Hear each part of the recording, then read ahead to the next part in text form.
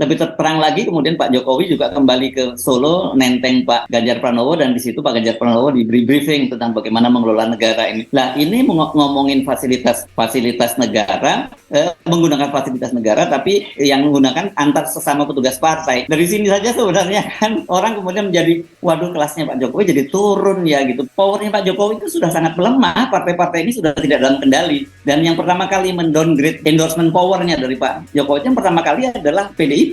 Saya kira dalam sisi kalkulasi politik masa depan, keputusan Ganjar Pranowo sangat tepat, lepas dari bahwa kemudian dia kehilangan dukungan dari Pak Jokowi. Kenapa? Karena usia Ganjar ini masih muda, dia usia politiknya masih panjang. Kalau dia sekarang tiba-tiba lebih bermain-main dengan Pak Jokowi dan meninggalkan Ibu Megawati, Pak Jokowi ini kan akan berakhir pada tahun 2024. Dia tidak punya apa-apa lagi.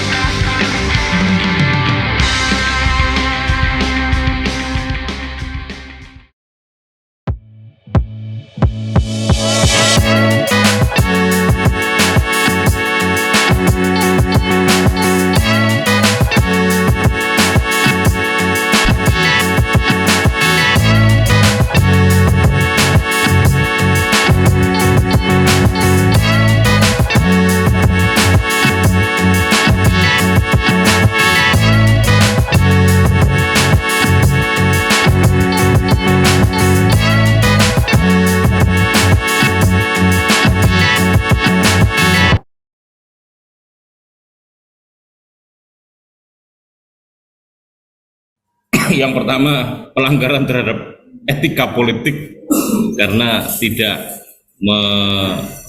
memahami koridor-koridor yang seharusnya dia harus lakukan, kapan saatnya dia sebagai seorang presiden, kapan dia seharusnya melakukan sesuatu yang terkait dengan dia sebagai seorang politisi. Dan bahkan ada juga yang berpendapat ini adalah semacam abuse of power karena telah menggunakan instrumen-instrumen negara untuk kepentingan itu. Saya lebih spesifik sebetulnya ingin Abang bisa menjelaskan dalam perspektif komunikasi politik seperti apa Abang melihatnya ini, Bang. Silakan, Bang.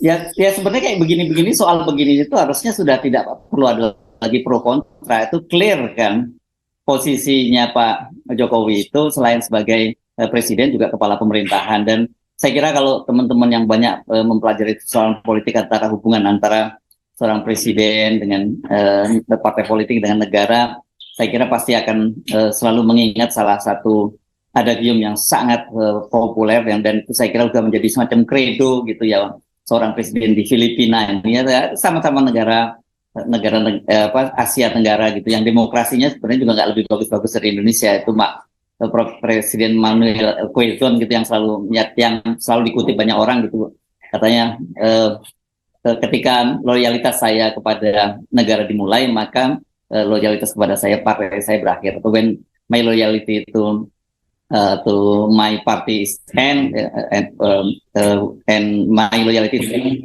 country is begin. Itu jadi saya kira itu sebenarnya ya memang harusnya begitu. Karena apa? Karena harus diingat bahwa Presiden Jokowi itu adalah seorang presiden dan juga melekat kepala negara. Jadi meskipun selalu disebut sebagai petugas partai, tapi itu urusan internal beliau sebagai kader partai. Tapi dalam urusan bernegara ya hal-hal semacam itu harusnya memang tidak perlu terjadi lagi. Ada seorang presiden disebut sebagai seorang petugas partai. Presiden ya ketika jadi presiden dia presiden dari seluruh bangsa, seluruh rakyat Indonesia. Begitu juga dengan partai politik yang ada. Nah saya kira sebenarnya yang yang justru Anda tanya saya dari sisi komunikasi politiknya kan, ini kan sebenarnya kelihatan sekali bagaimana itu komunikasinya tidak dalam orkestrasi yang bagus gitu. Para pimpinan-pimpinan ketua umum partai misalnya menyatakan, oh tidak bicara soal itu, hanya bicara soal, ada yang misalnya cuma ini hanya bicara masalah kebangsaan gitu. Seperti Pak Prabowo juga menyatakan tentang apa-apa warisan yang harus dijalankan yang ditinggalkan oleh Pak Jokowi. Terus ada juga yang menyatakan, oh ini memang bicara soal koalisi besar gitu. Ya, dan kemudian ternyata Pak Jokowi sendiri yang akhirnya mengakui gitu ya. Ya memang tidak diundang kok Surya Paloh. Kenapa? Karena kita ini kan membicarakan tentang strategi koalisi, dan mereka itu kan koalisinya berbeda, sudah punya calon presiden sendiri yang berbeda dengan kita. Jadi kalau sampai kira-kira kalau sampai kemudian beliau tahu strategi kita, ya nggak boleh kira-kira gitu yang maksudnya Pak Jokowi. Kan sebenarnya itu kan jadi pertanyaan banyak orang, loh, Pak Jokowi itu ditempatkan di Istana Negara itu sebagai seorang presiden dan seorang kepala negara, bukan seorang petugas partai atau seorang yang disebut oleh beliau tadi menyatakan bahwa, oh saya ini kan selain tokoh publik juga sebagai tokoh politik, kan begitu Pak Jokowi menyebutnya. Ya itu yang harus kita bedakan dong, yang hal semacam. Nah kalau hal-hal yang sederhana seperti begitu saja Pak Jokowi itu tidak bisa membedakan, bagaimana untuk hal-hal lain yang bersifat ketatanegaraan yang lain? Saya kira itu berbahaya. Dan sejak Pak Jokowi itu menyatakan itu saya kira tereduksilah citra Pak Jokowi, karena selama ini kan kita menempatkan Pak Jokowi sebagai seorang presiden, seorang kepala negara, hanya menjadi seorang homo politikus gitu ya, yang hanya berpikir tentang kepentingan politik kelompoknya. Dalam hal ini artinya kepentingan politik kelompok lain yang diinisiasi oleh Nasdem, yaitu kata dia itu memang nggak boleh tahu strategi dia.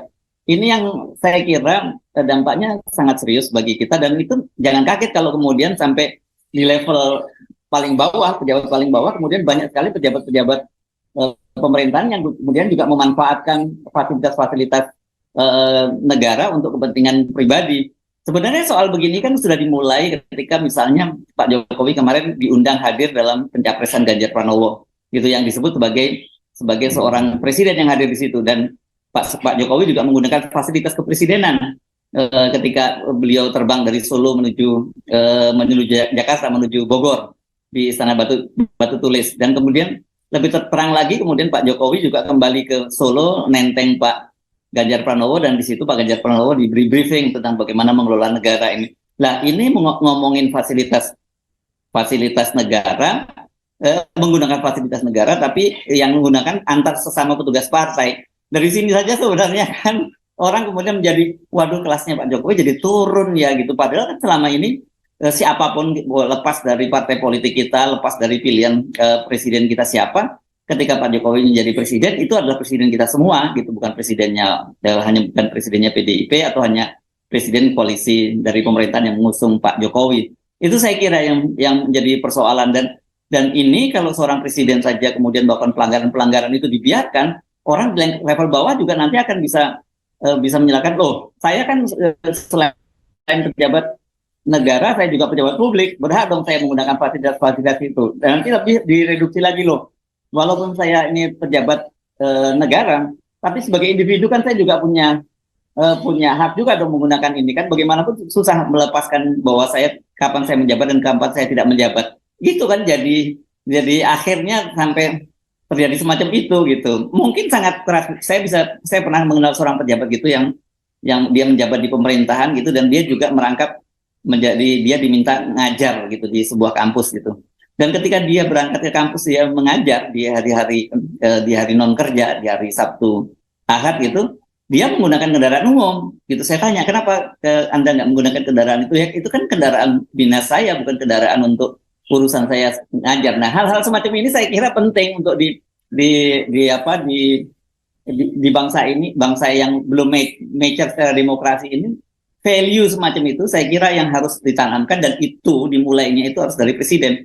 Karena presiden ini kan dalam konsep masyarakat yang paternalis seperti Indonesia itu, ya semua perilakunya diikuti oleh bawahannya gitu. Dan kalau presiden juga memberikan contoh yang tidak baik, ya bagaimana dengan level di bawah gitu. Bang Ersu, ada sinyalemen juga yang dirilis di suara.com yang disampaikan oleh Anas Urbaningrum. Apa yang dilakukan oleh Jokowi itu juga hal yang sama dilakukan waktu pemerintahan SBY, sekalipun oleh koordinator juru bicara DPP Partai Demokrat Herzaki Mahendra Putra tidak pernah Pak SBY itu begitu. Anda melihatnya ya silakan Bang. Katakanlah Pak Jokowi, Pak SBY juga pernah melakukan itu. Apakah berarti kalau kesalahan yang dilakukan oleh Pak SBY itu kemudian boleh dilakukan juga oleh Pak Jokowi? Itu kan pertanyaan seperti itu. Apalagi kemudian kalau faktanya tidak pernah seperti itu lebih parah lagi. Tetapi gini, saya akan menyanyi, oke, katakanlah Pak SBY pernah, katakanlah seperti itu ya gitu. Tapi apakah kemudian itu menjadi pembenaran yang dilakukan oleh Pak Jokowi? Kenapa Pak Jokowi tidak meniru hal yang baik dari pendahulu-pendahulunya, termasuk Ibu Megawati, termasuk juga yang lain-lain, Pak Habibie dan sebenarnya bahkan Pak Harto gitu ya, yang ketika melakukan pembicaraan politik itu dilakukan di Cendana, di kediaman resminya, atau di Tapos gitu, di tempat peternakan Pak Harto gitu. Kenapa nggak memberi contoh semacam itu? Kenapa yang contohnya diambil yang salah gitu? Iya Bang, ini coba bergeser ke substansinya Bang. Kalau tadi kita bicarakan soal style komunikasi politiknya, yang ingin saya tanyakan ke Abang, sebenarnya seberapa sih urgensi dalam tanda petik kalau banyak kalangan itu menyebutnya ini semacam endorse yang dilakukan Presiden Jokowi terhadap pimpinan partai untuk memastikan seperti apa road to Pilpres itu nanti yang benar-benar terkonsolidasi. Pertanyaan krusialnya seberapa sih urgensi konsolidasi endorse yang dilakukan oleh Pak Jokowi ini dalam tanda petik ya, Bang Ersu? Ya saya kira sebenarnya sudah berantakan kok apa yang dilakukan oleh Pak Jokowi. Kan Pak Jokowi tadinya maunya itu mendorong Ganjar dengan menyiapkan koalisi Indonesia Bersatu yang diinisiasi oleh yang di dalamnya itu ada Golkar, ada P3 dan ada PAN di situ. Tetapi kan sejak mulai dari koalisi kecil saja yang namanya KIB itu saja kan nggak utuh. KIB ini cenderung mendukung Ganjar Pranowo dan di P3 dan PAN itu sepakat dengan Pak Jokowi untuk langsung mendukung Ganjar Pranowo. Cuma beda-beda calonnya saja. Kalau P3 mendorong PAN, mendorong Sandiaga Uno, sementara PAN mendorong Erick Thohir. Dan ini persoalan bohir aja kan, masing-masing bohir yang berbeda gitu ya, penyandang dana yang berbeda. Sementara kalau Golkar tetap ngotot, ya harus dia dong mencalonkan, enak aja gitu. Maksud tiba-tiba partainya dibuat untuk mengusung kandidat yang lain. Tapi kan kemudian berantakan ketika akhirnya di tengah jalan ternyata Ganjar itu lebih loyal pada Ibu Megawati kan, dengan menyatakan bahwa dia sepakat dengan Ibu Megawati untuk menolak kehadiran timnas Israel dalam Piala Dunia U20, dan itu kemudian penolakan dari para kepala daerah dari PDIP itu Wayan Koster, Pak Ganjar Pranowo, dan juga oleh sikap resmi PDIP dalam hal ini adalah Hasto Sekjen. Itu kan di situ kemudian Pak Jokowi mulai mendorong, udah mulai kecewa pada Ganjar gitu, dan kemudian mendorong ada koalisi besar. Katanya di situ semua didorong koalisi sebesar itu adalah gabungan dari KIR dan KIB gitu ya. KIR itu adalah Gerindra dan PKB yang mengusung Prabowo, dan kemudian KIB itu ya tiga partai itu. Dan kita melihat misalnya kayak seperti PAN juga menyatakan bahwa oke, kelihatannya mereka akan kembali mengusung Prabowo seperti Pilpres 2019 lalu, kan begitu misalnya PAN menyebutkan begitu. Dan PAN juga menyatakan calon presiden dia akan menunggu arahan dari Pak Jokowi. Tapi apa yang terjadi? Ternyata kan kemudian yang mendukung Ganjar Pranowo dengan PDIP mengusung itu adalah P3 kan yang bergabung di situ. Sementara PAN sampai sekarang masih kebingungan. Golkar tadinya dengan P3 dengan PKB diminta untuk menggoda-goda AHY untuk bergabung dalam koalisi besar atau bahkan untuk koalisi sendiri.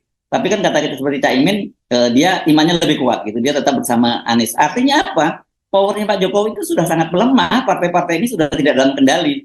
Dan yang pertama kali mendowngrade apa istilahnya, yaitu endorsement powernya dari Pak Jokowi yang pertama kali adalah PDIP, karena dengan mencalonkan Ganjar Pranowo sebagai calon dari PDIP dan Ibu Megawati yang mengumumkan, berarti kan Ganjar itu tidak lagi dalam pengaruh Pak Jokowi, tetapi dia itu sepenuhnya menjadi petugas partai dari Ibu Megawati. Dan saya kira dalam sisi kalkulasi politik masa depan, keputusan Ganjar Pranowo sangat tepat, lepas dari bahwa kemudian dia kehilangan dukungan dari Pak Jokowi. Kenapa? Karena usia Ganjar ini masih muda, dia usia politiknya masih panjang. Kalau dia sekarang tiba-tiba lebih bermain-main dengan Pak Jokowi dan meninggalkan Ibu Megawati, Pak Jokowi ini kan akan berakhir pada tahun 2024. Dia tidak punya apa-apa lagi. Sementara Ibu Megawati itu ataupun Pras Soekarno kan tetap memiliki PDIP, dan di mana partai di situ Ganjar bernaung. Jadi saya kira kalkulasinya Ganjar tepat dengan lebih memilih Ibu Megawati ketimbang memilih Pak Jokowi. Dan saya kira sekarang pun seperti itu, ada tanda-tanda misalnya Golkar misalnya kemungkinan malah akan bergabung, ada kemungkinan bergabung dengan Anies Baswedan misalnya. Kalau itu terjadi kan berantakan. Kemudian juga Nasdem yang tadinya mencoba bermain halus dengan menyatakan tetap mendukung Pak Jokowi sampai akhir periode masa jabatannya, yakni tahun 2024, sekarang kan mulai melawan, begitu ya. Artinya apa? Waktu itu mungkin Pak Surya Paloh melihat memang posisinya Pak Jokowi itu masih sangat kuat.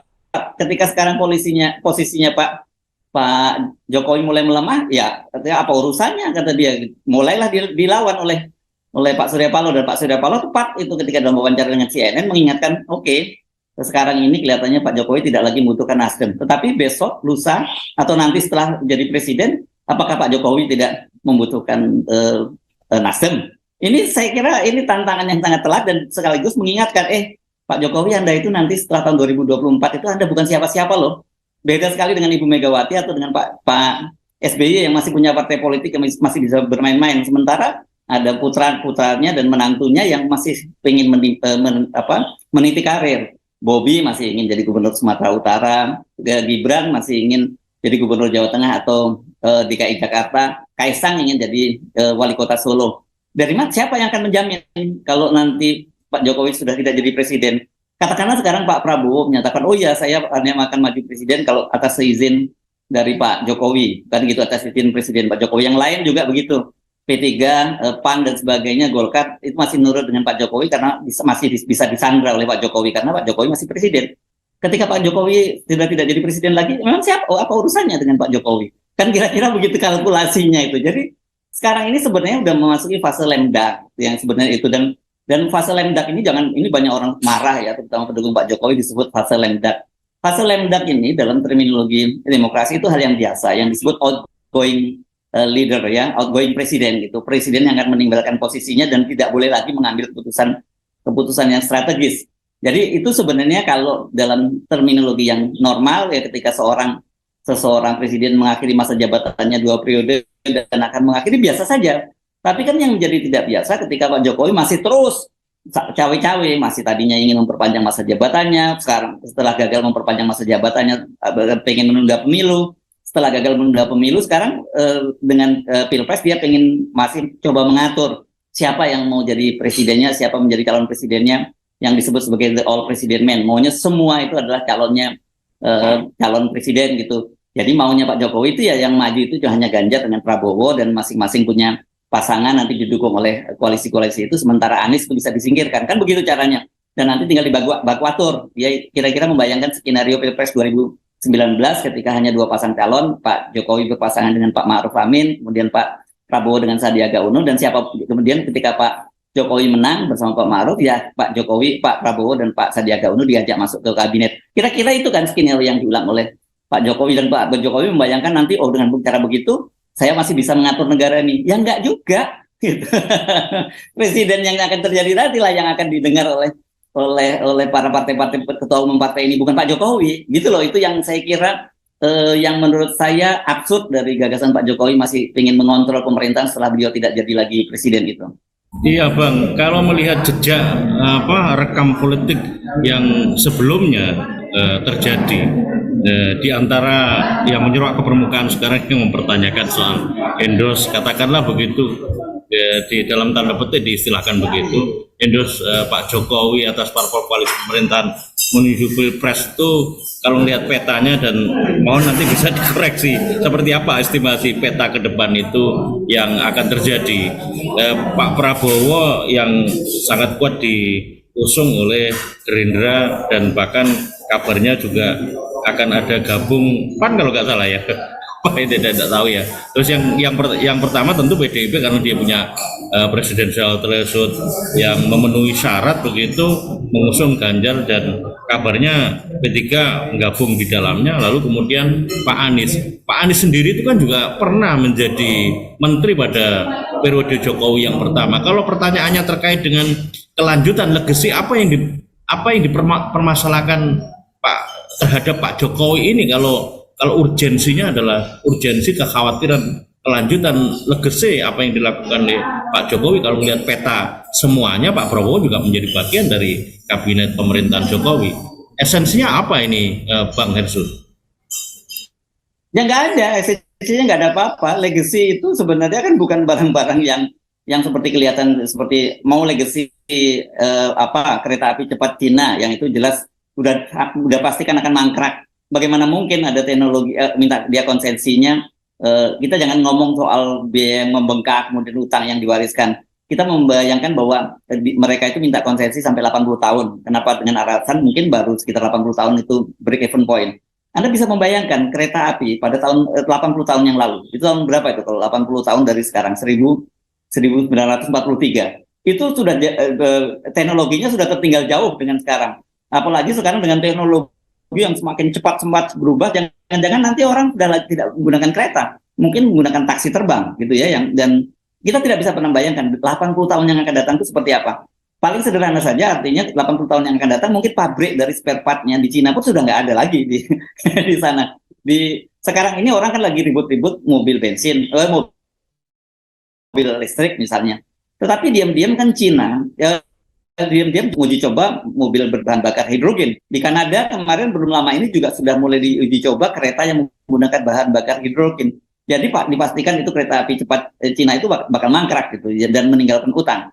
Sekarang juga kita ngomong IKN. Ini semua orang dianggap nyinyir dulu. Pak Jokowi menyampaikan bahwa ini udah oversubscribe sampai 25 kali lipat gitu. Ini kan dahsyat ini investornya. Tiba-tiba Pak Menteri PUPR sendiri Pak Basuki, orang kepercayaannya Pak Jokowi, menyatakan bahwa sampai saat ini belum ada satupun investasi swasta yang realisir. Lah, ini bagaimana itu? Kan kita tahu bahwa IKN itu katanya dalam anggarannya tadinya hanya 20% dari pemerintah, dari APBN, 80% dari swasta. Ini coba bayangkan. Dan kemudian kita bandingkan dengan kereta api cepat Cina yang tadinya juga tidak akan ada APBN. Sekarang tiba-tiba ditanggung oleh APBN.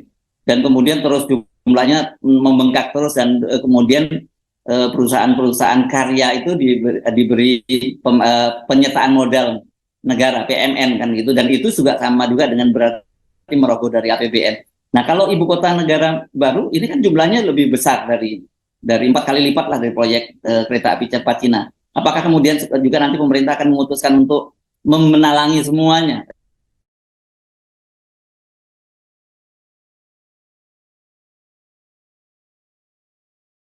Yang 80% sisanya yang dari swasta tidak masuk.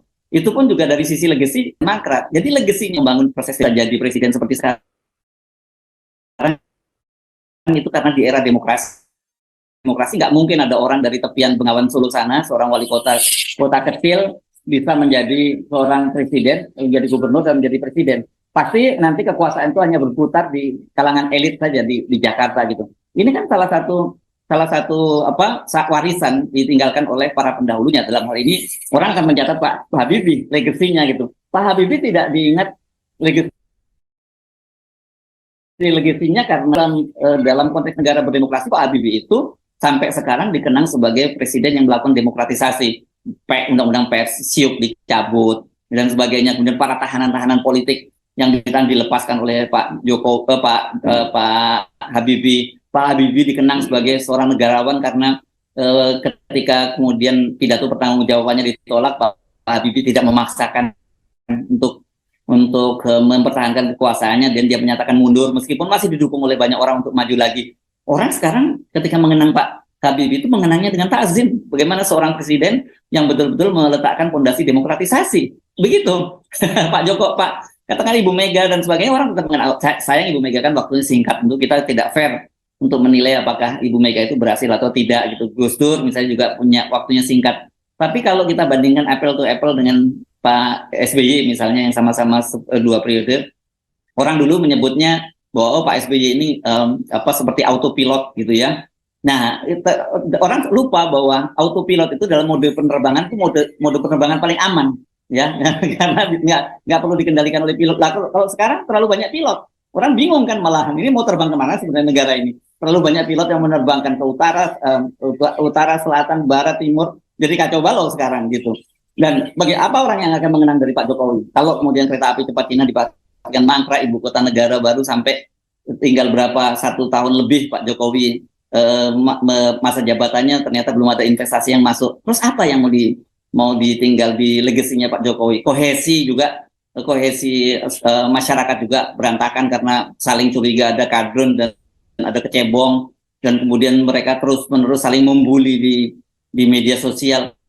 Apa pertanyaan saya, apa yang harus dibanggakan? Apa yang menjadi legacy? Nah, sekarang ini sebenarnya masih ada waktu buat Pak Jokowi untuk meninggalkan legacy dalam hal ini demokratisasi. Apa caranya? Silahkan mulai sekarang misalnya Pak Jokowi mengendorse, oke, itu memang nggak benar kalau dilakukan endorsement seperti yang saya lakukan sebelumnya. Saya minta maaf dan saya kira ini negara demokrasi, silahkan bebas. Semua yang akan maju dalam pilpres ini silahkan bebas selama sesuai dengan aturan. Dan saya kira bangsa kita akan